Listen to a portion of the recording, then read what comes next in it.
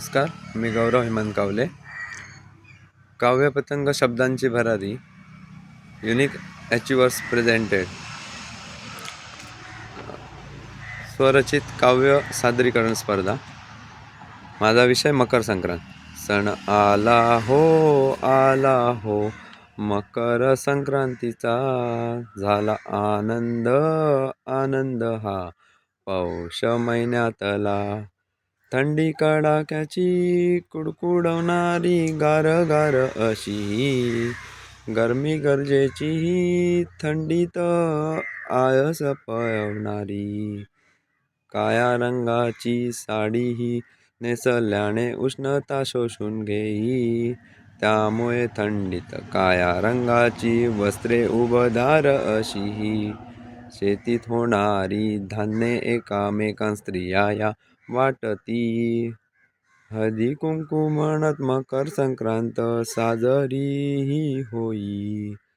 थंडीत उब मिळावी म्हणून तिळगुळ खाण्यास देती, उष्ण गुण असणारा तिळगुळ घ्या गोड गोड बोला म्हणत सारे जण हे वाटती.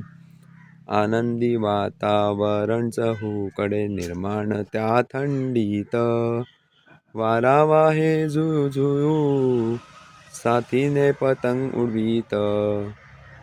लहान मुले तसेच मोठ्यांचा सुद्धा आवडीचा खेळ असा सुंदर, मजा करतो सकाळ संध्याकाळ पतंग उडवीत. मतभेद विसरून सारे राहू आनंदी या मकर संक्रांतीत, नको राग द्वेष एकामेकांवरी राहू आनंदी जीवनात. बोलून तिळगुळ घ्या गोड गोड बोला म्हणत साजरी करू मकर संक्रांत. सण आला हो मकर संक्रांतीचा, झाला आनंद आनंद हा पौष महिन्यातला.